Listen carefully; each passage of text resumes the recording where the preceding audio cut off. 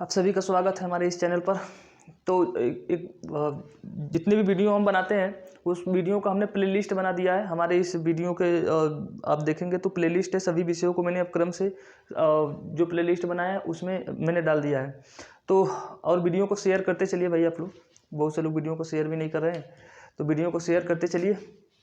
जो हमने कल स्टार्ट किया है भारत का आधुनिक इतिहास, तो उसी आधुनिक इतिहास में हम लोग आज पढ़ेंगे पुर्तगालियों का आगमन। हमने बताया था कि यूरोपीय देशों का जो भारत में आगमन हुआ था उसमें कुल कई देश आए थे, उनमें से सबसे पहला देश आया था जो पुर्तगाल आया था। तो हमने बताया था कि 1498 के समय में भारत में वास्को डी गामा, मैंने लिख दिया यहाँ पर, वास्को डी गामा 1498 में यूरोप से यानी पुर्तगाल से भारत में आया था। उस वक्त पुर्तगाल का जो राजा था उस व्यक्ति का नाम था इमैनुअल। क्या नाम था? इमैनुअल। और उसका पुत्र था जिसका नाम था हेनरी द नेविगेटर, जिसे कहा जाता है हेनरी द नेविगेटर। उसने अपने यहाँ से पूरे विश्व में नाव मतलब मसाले की खोज करने के लिए, समुद्री मार्गों की खोज करने के लिए बहुत खर्च किया था, जिसका नाम था इमैनुअल। मैंने बताया वहाँ का जो राजा था। तो वहाँ से वास्को डी गामा चला था और भारत में 20 मई 1498 के दिन भारत में पहुंचा था। और मैंने बताया था इसमें कि कहाँ पर पहुंचा था, हमारे भारत का जो यहाँ पर केरल है, केरल भारत का जो दक्षिण यहाँ पर एक राज्य स्थित है, यहाँ पर केरल के एक कालीकट पड़ता है जगह, कालीकट। और इस कालीकट में एक बंदरगाह जिसको मैंने कल बताया था कप्पक डाबू, उस कप्पक डाबू बंदरगाह पे पहुंचा था। और जब कप्पक डाबू बंदरगाह पे पहुंचा था तो यहाँ पर जो राजा था यहाँ का त्रावणकोर, मतलब केरल का जो राजा था उस व्यक्ति का नाम था, मतलब जो उनकी पुश्तैनी पदवी थी जमोरिन ने उसका बहुत ही धूमधाम से स्वागत किया था। लेकिन उन्होंने तो स्वागत किया था, लेकिन कुछ लोगों ने उसका विरोध भी किया था। विरोध करने वाले कौन कौन लोग थे? देखिए, ये जो केरल वाला तट था ये बहुत फेमस था अपने मसालों के लिए। मसाला के लिए कौन कौन से मसाले? जैसे काली मिर्च हुआ, बहुत फेमस है, क्योंकि जानते हो कि इसके बिना तो फिर मुर्गा जो चिकन मांस जो है मज़ा नहीं देता है। काली मिर्च हुआ, यहाँ से लौंग हो गया, लौंग, काली मिर्च, लौंग, ये सब बहुत फेमस थे केरल का। केरल में ऐसा क्यों ये पाया जाता है? क्योंकि एक पहाड़ी का नाम सुना होगा, नीलगिरी पहाड़ी, नीलगिरी पर्वत। ये नीलगिरी जो पर्वत होता है ये 3 राज्यों में मिलता है, 3 राज्यों में। ये भी कई बार क्वेश्चन पूछा है कि नीलगिरी पर्वत कितने राज्यों में मिलता है, तो 3। एक है इधर तमिलनाडु, एक है केरल और एक है कर्नाटक। इन 3 राज्यों में मिलता है। और इन नीलगिरी पहाड़ियों के आसपास जो होता है बहुत ही बड़े पैमाने पर मसालों की खेती की जाती है। तो यहाँ से पहले यानी यूरोपियों के यानी पुर्तगालियों के आने से पहले यहाँ से व्यापार करते थे कौन से लोग? ये गुजरात के लोग करते थे, और यहीं से व्यापार करते थे ये अरब के लोग, यहाँ पर अरब पड़ता है। और यहीं जगह से मसाले का व्यापार करते थे कौन? मध्य एशिया का एक तुर्की देश पड़ता है, तुर्की। ये तुर्की और ये अरब, ये लोग जब भारत से, और यहाँ पर गुजरात,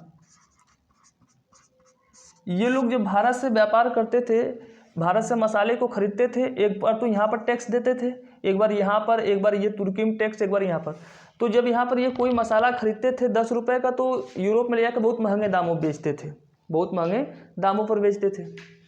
अब इन पुर्तगाली सबका सोचना था कि भाई हम लोग अगर खुद मसाले जहाँ से आते हैं उस जगह का पता कर ले तो हम लोगों को इतना महंगा नहीं खरीदना पड़ेगा, तो यूरोप पे हम अपना कब्जा कर लेंगे। तो वास्को डी गामा ने 1498 में जब इस जगह की खोज कर ली, तो वास्को डी गामा जब यहाँ से अपना माल लेकर पुर्तगाल पहुँचा मसाले का, तो वहाँ पर इसका बड़ा स्वागत हुआ, पूरे यूरोप में खुशी की लहर। पुर्तगाल भी बहुत खुश था कि बस यूरोप में अब मेरा ही कब्जा रहेगा, क्योंकि मसाले के लिए लोग मेरे ऊपर निर्भर रहेंगे। और इन अरब, तुर्की और गुजरात, ये सब जो लोगों को बड़ा तकलीफ हुआ कि भाई जिन पर मेरा एकाधिकार था, मतलब मसाले पे हम लोगों को एकाधिकार था, जो फायदे हम कमा रहे थे, अब वो माल सस्ते में बेचने लगा कौन? पुर्तगाली। यूरोप में ले जाकर उस मसाले को सस्ते में बेचने लगे। तो इन लोगों ने उनका विरोध करना शुरू किया। तो इनसे लड़ाई होती है, वो हम लोग थोड़ा समझेंगे बाद में, लेकिन एक चीज़ समझते हैं। एक क्वेश्चन ये पूछता है कि वास्को डी गामा जब भारत आया था तो उस नाव का क्या नाम था? उस नाव का नाम था साओ गेब्रायल। क्या नाम था? साओ गेब्रायल। उस नाव का नाम, जिस नाव से वास्को डी गामा भारत आया था, क्योंकि ये भी क्वेश्चन पूछा हुआ है, उस नाव का क्या नाम था? तो साओ गेब्रायल नाम था। तो वास्को डी गामा यहाँ से गया था मसाले जो लेकर के, उस मसाले पर उसने जो पूरे बीच का जो रास्ते का जो चार्ज होता है वो चार्ज हटाने के बाद, यानी पूरे खर्च काटने के बाद जो फ़ायदा हुआ था उन मसालों पर यूरोप में, उसे 60 गुने का फ़ायदा हुआ था, 60 गुने का फ़ायदा हुआ था। तो पुर्तगाल का जो राजा था इमैनुअल, उसने सोचा कि अब मसाले का ही व्यापार करते हैं, इससे पूरा यूरोप में हमारा दबदबा बना रहेगा। लेकिन सोचा कि ये गिफ्ट के रूप में हमेशा तो हमें मिलेगा नहीं। तो वहाँ से जो इमैनुअल राजा था उसने भारत में जो फिर से भेजा, जिस व्यक्ति को भेजा था उस व्यक्ति का नाम था कैब्रल। तो पूछा जाता है कि वास्को डी गामा के बाद जो दूसरा व्यक्ति जो भारत में आया था 1500 ईस्वी में, उस व्यक्ति का नाम क्या था? कैब्रल नाम था। और ये कैब्रल जो आया था ये अपने साथ सोने के सिक्के लेके आया था। तो पूछा जाता है कि उस सोने के सिक्के को क्या कहा जाता था? जो पुर्तगाली सोने के सिक्का भारत में लेके आए थे उसका क्या नाम था? तो उसको कहा जाता है क्रूसेड। क्या कहा जाता है? क्रूसेड। उस सोने के सिक्के को क्या कहा गया? क्रूसेड। क्योंकि यूरोप इमैनुअल को पता था कि भारत के लोग अब इतने आसानी से मसाला बार बार तो गिफ्ट देंगे नहीं, तो इस बार जो सिक्के लेकर के आए थे सोने का, उस सिक्के का नाम क्या था? क्रूसेड नाम था। फिर उसके बाद वो कैब्रल यहाँ पर आया, 2 साल रहा, फिर वो चला गया। फिर 1502 में वास्को डी गामा फिर दोबारा भारत में आया। वास्को डी गामा भारत में दोबारा में आया, और जब ये भारत में आया तो इसने भारत में 2 फैक्ट्री स्थापित की थी। एक फैक्ट्री स्थापित की थी कोचीन में, दोनों केरल में पड़ता है, एक कोचीन में और एक कुन्नूर में। 1503 में कोचीन में फैक्ट्री स्थापित की थी और 1504 में कुन्नूर में। किसने? जब दोबारा आया था कौन? Vasco D gamma. अब उस वक्त ये आप सोचते होंगे कि फैक्ट्री किसे कहते हैं? तो उन दिनों में फैक्ट्री का मतलब होता था कि इन क्षेत्रों से, भारत के इन जो दक्षिण के क्षेत्र में आते हैं जहाँ से मसाले एकत्र किए जाते हैं, तो किसी न किसी एक जगह पे स्टोर करके रखा जाता है, जिसे कहते हैं स्टोर रूम या स्टोर हाउस कहा जाता है। तो उस वक्त फैक्ट्री का मतलब इतना ही होता था कि जहाँ पर माल खरीद करके क्या किया जाए? कलेक्ट किया जाए, और कलेक्ट करने के बाद यहाँ के बंदरगाह से कहाँ भेज दिया जाए? यूरोप भेज दिया जाए। तो वास्को डी गामा के समय में 1503 में पहली फैक्ट्री स्थापित की पुर्तगालियों ने, कहाँ पर? कोचीन में। फिर उसके बाद दूसरी फैक्ट्री कहाँ स्थापित की? कुन्नूर में। ये बहुत बार पूछा गया है क्वेश्चन, कि पहली फैक्ट्री नहीं पूछता है एग्जाम में, अब पूछता है कि पुर्तगालियों ने अपनी दूसरी फैक्ट्री कहाँ स्थापित की? तो कुन्नूर। ये कुन्नूर कहाँ पड़ता है? तो ये भी पड़ता है केरल में। ठीक है। फिर उसके बाद वो यहाँ से चला गया, तो 1505 में, मतलब आया 3 साल यहाँ पर रहा।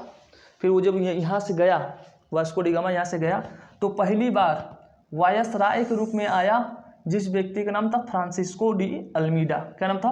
Francisco de Almeida. 1505 से 1509 तक ये भारत में रहा। ये फर्स्ट वायसराय था। वायसराय किसे कहते हैं भाई? तो वायसराय 2 शब्दों से मिलकर बना है, वायस और राय। राय का फुल फॉर्म होता है रायल। वायस मतलब होता है उप। वायस मतलब क्या होता है? उप। और रायल का मतलब होता है राजा। तो यानी वहाँ का जो राजा था वो तो मुख्य राजा हुआ। जो पुर्तगाल में जो राजा है वो मुख्य राजा हुआ। उसका जो भारत में सेकंड, मतलब एक तरीके से कहे तो उसका जो उप राजा जो भारत में है उसे क्या कहा जाएगा? वायसराय।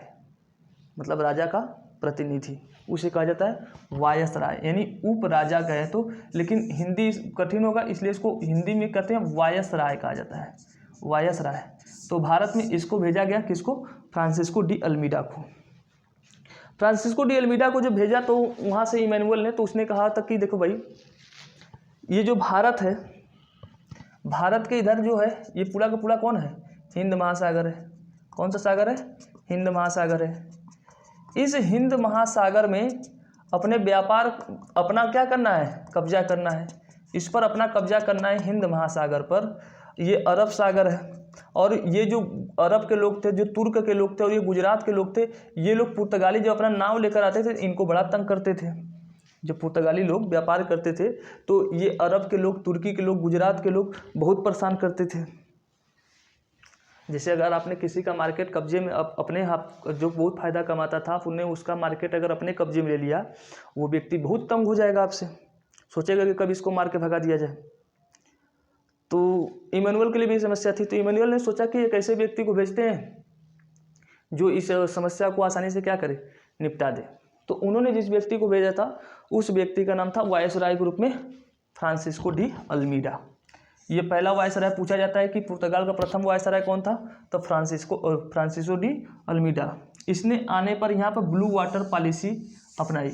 ब्लू वाटर पॉलिसी को एक और नाम से जाना जाता है, हिंदी में कहे तो शांत जल की नीति, शांत जल की नीति कहा जाता है, या कहे तो नीले जल की नीति भी कहा जाता है। शांत जल की नीति या नीले जल की नीति का मतलब हुआ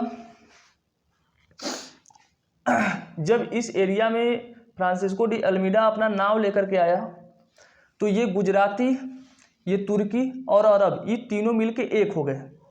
तीनों मिलकर क्या हो गए, एक हो गए लड़ाई लड़ने के लिए, तीनों मिलकर के एक हो गए। यानी बस मैं ऐसे लिख रहा हूँ, अरब, तुर्की और गुजराती वर्सेस कौन, अल्मीडा। कौन हो गया, अल्मीडा। ये जो कर्नाटक का तट है, यहाँ पर पहले चोलों का साम्राज्य हुआ करता था, इसलिए इस तट पर इन तीनों की लड़ाई हुई कब, 1508 में। अल्मीडा और अरब, तुर्क और गुजराती, इन तीनों ने मिलकर लड़ा 1508 में, और अल्मीडा ये लड़ाई हार गई।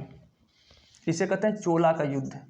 क्या कहा जाता है, चोला का युद्ध। बहुत बार पूछा है कि चोला का युद्ध कब हुआ था और किन के बीच में हुआ था, तो 1508 में चोला का युद्ध हुआ था, जिसमें अरब, तुर्क और गुजरात ये तीनों लड़ाई जीत गए। और इसमें फ्रांसिस्को डी जो अल्मीडा था प्रथम वायसराय, इसका पुत्र भी मारा गया। और फ्रांसिस्को डी अल्मीडा, आप सोच लीजिए किसी का जब जवान पुत्र मारा जाता है तो, और वो भी वायसराय, तकलीफ अलग से। फिर अगले साल तैयारी हुई लड़ाई करने की। फिर वही चोला का जो प्रथम युद्ध हुआ था 1508 में, चोला का दूसरा युद्ध हुआ 1509 में, इन्हीं लोगों के बीच में। अब जो अरब, तुर्क और गुजरात, और फिर एक तरफ अल्मीडा, अपने पुत्र का बदला भी लेना था, और इसका कार्यकाल भी समाप्त होने वाला था अल्मीडा का। दूसरी लड़ाई कौन जीत गया, अल्मीडा। अब ये जो हिंद महासागर है, अब इसमें ये एक बात साबित हो गई कि इस हिंद महासागर में अब किसका साम्राज्य चलेगा, अब चलेगा पुर्तगाल का। क्योंकि अब नौसेना के मामले में सबसे पावरफुल देश कौन हो गया था, अरब हो गया, पुर्तगाल हो गया था। भारत में अब कोई भी हिंद महासागर में उससे लड़ने वाला नहीं बचा था, तो इसलिए उसने एक टैक्स लगा दिया था जिसे कहा जाता है कार्टेज। पुर्तगालियों ने एक, अगर समुद्र के माध्यम से किसी को व्यापार करना होता था तो उसने एक कार्टेज लगा दिया था कि अगर आपको समुद्र से व्यापार करना तो आपको पुर्तगालियों से लाइसेंस बनवाना होगा। उस लाइसेंस व्यवस्था को कहते हैं कार्टेज, और वो कार्टेज अकबर को भी लेना पड़ा था बाद में। तो ये 1508 का समय है। तो 1508 में हमारे देश में जानते हो किसका शासन चल रहा था दिल्ली की गद्दी पर, उस वक्त सिकंदर लोदी का शासन चल रहा था, सिकंदर लोदी का। अभी तो मुगल साम्राज्य हमारे भारत में स्थापित भी नहीं हुआ था। तो चोला का प्रथम युद्ध 1508 में हुआ, जिसमें अल्मीडा हार गया। द्वितीय युद्ध में अल्मीडा जीत गया। इसकी एक नीति याद रखना, शांत जल की नीति, मतलब इस जल में अपना प्रभुत्व स्थापित करना, जिससे कि इस क्षेत्र में हमारा क्या रहे, प्रभुत्व स्थापित रहे। इस नीति को किसने अपनाया था, तो पूछा जाता है फ्रांसिस्को डी अल्मीडा। ठीक है। फिर उसके बाद जो दूसरा, इसके बाद 1509 के बाद जब ये चला गया तो जो दूसरा यहाँ पर आता है वायसराय बन के, उस व्यक्ति का नाम था अल्फांसो डी अल्बुकर्क। क्या नाम था, अल्फांसो डी अल्बुकर्क का नाम था। ये लिखा ना मैंने, जो आया नेक्स्ट वायसराय बन के, उस व्यक्ति का नाम था अल्फांसो डी अल्बुकर्क। इसे वास्तविक संस्थापक कहा जाता है। कहा जाता है कि भारत में अगर पुर्तगालियों का असली वास्तविक संस्थापक है तो उसे कहा जाता है, किसे कहा जाता है, अल्फांसो डी अल्बुकर्क। अगर आपसे ये पूछा जाए कि भारत में प्रथम वायसराय कौन था, तो बताएंगे फ्रांसिस्को डी अल्मीडा। अगर आपसे पूछा जाएगा कि भारत में वास्तविक पुर्तगाली संस्थापक कौन था, तो उसका नाम याद रखना, अल्फांसो डी अल्बुकर्क। इसने कुछ काम ही ऐसे किए थे कि इसे वास्तविक कहा जाता है। ये जब आया भारत में तो 1510 में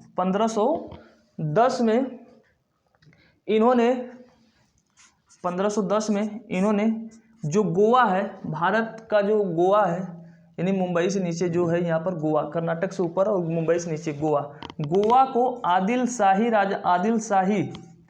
राजा से क्या कर लिया, 1510 में छीन लिया। क्या किया, उसे छीन लिया गोवा को। और ये गोवा देख रहे हैं 1510 में छीना था, और फिर 1963 1963 तक इस पर गुलाम शासन किया किसने? पुर्तगाल में। इसलिए गोवा में आप जाएंगे तो गोवा में आप देखेंगे कि वहाँ की संस्कृति बहुत अलग है। वहाँ के लोग बहुत फ्रैंक मिलेंगे, कपड़े भारतीय हर भारतीयों की तरह नहीं, उनका अपना रहन सहन खान पीन। भारत के एकमात्र ऐसा राज्य है वो जहाँ पर कॉमन सिविल लॉ लागू है, मतलब सभी के लिए एक समान नियम लागू है। तो पुर्तगालियों को इस पर बहुत असर पड़ा है गोवा में, इसलिए गोवा की सब चीज़ें देखेंगे तो बहुत अलग होती है।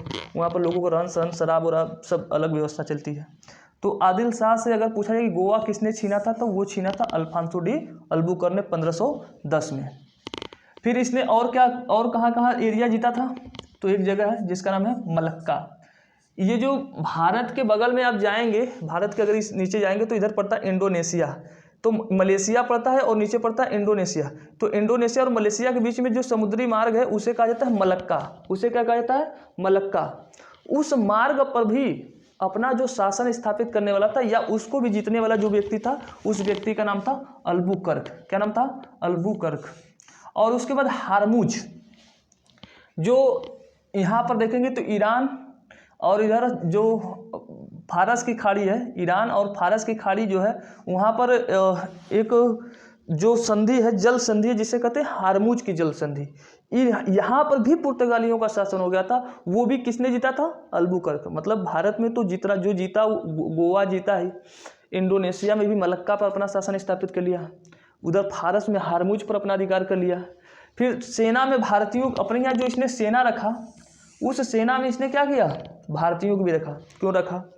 क्योंकि अल्बुकर्क को पता था कि अगर इसमें पूरे के पूरे अगर यूरोपी रहेंगे तो यहाँ के भारतीय जो सेना है ये हमारे क्या हो जाएंगे? विरोध में हो जाएंगे। तो यहाँ के लोगों के प्रति विश्वास जीतने के लिए क्या करना होगा? हमें यहाँ के लोगों को भी अपनी सेना में भर्ती करना होगा। सोचो कितने चालाक भी थे ये, पुर्तगाली चालाक भी थे। इन्होंने अपनी सेना में भारतीयों को भी रखा था, सेना में भारतीयों। और इन्होंने विवाह की नीति बहुत ज़बरदस्त अपनाई थी। विवाह की नीति अल्फांसो डी अल्बुकर्क, इसने कहा अपने पुर्तगालियों से कि देखो भाई, अगर भारतीयों का दिल जीतना है तो क्या करो, यहाँ पर अधिक से अधिक भारतीय महिलाओं से शादी करो। और उस वक्त भारत में सती प्रथा बहुत प्रचलित था। तो सती प्रथा प्रचलित था कि अगर अपनी पुत्री का शादी कोई हमसे कर देगा, इसका मतलब अपने दामाद को मरने नहीं देगा, क्योंकि दामाद मरेगा तो इसका मतलब हो कि उसकी बिटिया को भी जिंदा जलना पड़ेगा, सती प्रथा है। तो भारतीयों से अधिक शादी, और भारतीय लोग क्या हो जाएंगे? खुश, इसलिए खुश हो रहे थे कि दामाद बढ़िया मिल जाएगा, गोरा चिकना लंबा चौड़ा मिल जाएगा, इसलिए भी खुश थे। और वो सोने लेकर आए थे, जो मैंने बताया क्रूसेड। तो भारतीयों को लगता था कि बहुत अमीर व्यक्ति हैं, तो आसानी से विवाह उनके हो जाते थे भारतीयों से। और उन लोगों ने आसानी से भारतीयों को क्या किया? अपनी तरफ मिलाने में कामयाब रहे, सफल रहे। और पुर्तगालियों ने भारत में सती प्रथा पर भी क्या किया था? जहाँ जहाँ पर उनका शासन स्थापित हुआ, उन्होंने भारत में सती प्रथा पर रोक लगा दिया था। देख रहे हैं, मतलब अंग्रेज, ये जरूरी नहीं कि जो विदेशी है हर बुराई ही उसके अंदर भरी हो, बहुत सी अच्छाइयाँ भी भरी है। तो इन्होंने अपना नाव इधर से हिंद महासागर पर शासन स्थापित किया, फिर भारत में सती प्रथा, विवाह की नीति भी अपनाई। तो पूछा जाता है कि भारत में विवाह की नीति किसने अपनाई थी? भारतीय महिलाओं से विवाह की नीति किसने अपनाई थी? तो याद रहे कि अल्फांसो डी अल्बुकर्क था। किसने था? Afonso de Albuquerque. और एक क्वेश्चन पूछता है कि सेना में भारतीयों की भर्ती किसने शुरू की थी? किस यूरोपी ने? तो अल्फांसो डी अल्बुकर्क ने। और एक सती प्रथा को किस पुर्तगाली ने बंद किया था? तो उसका नाम था अल्फांसो डी अल्बुकर्क, ये याद रहे। फिर उसके बाद 1529, क्योंकि उसके बीच में आते हैं गवर्नर जनरल उतने नामी नहीं है। फिर उसके बाद 1529 और से 38 तक, यानी कि 9 सालों तक भारत में गवर्नर जनरल जो बन के आया, उस व्यक्ति का नाम था नीनो डी कुन्हा। क्या नाम था? Nuno da Cunha. इसने अपनी राजधानी को कहाँ बनाया? गोवा बनाया। अभी तक पुर्तगालियों का जो राजधानी था वो कहाँ था? कोचीन था। कहाँ था? केरल के कोचीन में। पहली बार गोवा में अपनी राजधानी किसने बनाया? नीनो डी कुन्हा ने। ये पूछा है क्वेश्चन बहुत बार कंपटीशन एग्जामों में कि कौन से पुर्तगाली ने अपनी राजधानी को गोवा में ट्रांसफ़र किया था कोचीन से? तो याद रहे कि नीनो डी कुन्हा ने। और इसने और क्या किया था? अपनी बस्ती बसाई थी। बस्ती का मतलब होता है कि व्यापार करने वाला जो जगह होता है ना, अपने व्यापार करने के लिए जो बस्ती स्थापित किया था। कहाँ पर? सेंट थोमा। उस वक्त मद्रास के पास में एक जगह था जिसे कहा जाता था सेंट थोमा। तो पूछा जाता है कि सेंट थोमा मद्रास में उपस्थित है। उस वहाँ पर बस्ती किसने स्थापित की थी? तो निन्हो डी कुन्हा। और हुगली, ये जो बंगाल है, बंगाल में हुगली पड़ता है, ये बंगाल में हुगली पड़ता है। और दीव, दीव को कहा जाता था काठियावाड़, दीव को क्या कहा जाता था? काठियावाड़ कहा जाता था। यहाँ पर इन्होंने अपनी क्या की थी? बस्ती स्थापित की थी। पुर्तगाली ने, ये जो निन्हो डी कुन्हा, इसने अपनी राजधानी गोवा स्थापित की कोचीन से। फिर सेंट थोमा, मद्रास, हुगली और काठियावाड़, इन जगह पर अपनी बस्ती स्थापित की थी। और एक फैक्ट याद रखना कि 1661 में जो मुंबई जो था वो पुर्तगालियों के हाथ में था, लेकिन ब्रिटेन का एक राजा था जिसका नाम था चार्ल्स द्वितीय। चार्ल्स द्वितीय के साथ पुर्तगाल के राजा ने अपनी पुत्री का शादी किया था, जिसका नाम था कैथरीन। उस रानी के लड़की की पुत्री का नाम क्या था? कैथरीन। कैथरीन का विवाह किया था चार्ल्स द्वितीय ब्रिटेन के राजा के साथ। तो उसको दहेज में हमारे भारत का इंडिया ये जो इंडिया का जो मुंबई है, यहाँ मुंबई, तो दहेज में दे दिया गया था ब्रिटिश वालों को 1661 में। ये पूछा है कि सन कब में दिया गया था? 1661 में मुंबई को दहेज में दिया गया था चार्ल्स द्वितीय को, जो कि ब्रिटेन का राजा था। और किससे शादी होता? तो पुर्तगाल की रानी जो थी, जिसका नाम था कैथरीन मायो, कैथरीन नाम था, तो उसके साथ हुआ था। तो अभी कुछ अभी एक क्लास और लगेगा, जिससे पुर्तगालियों को पूरा सब कुछ समाप्त हो जाएगा। तो और एक बात या कुछ बातें और याद रखना कि पूछा जाता है कि भारत में तंबाकू का नाम सुना है? तंबाकू, तो तंबाकू का भारत में शुरुआत किसने किया था? तंबाकू लेकर भारत में आया था किसने? तो पुर्तगाली लेके आए थे।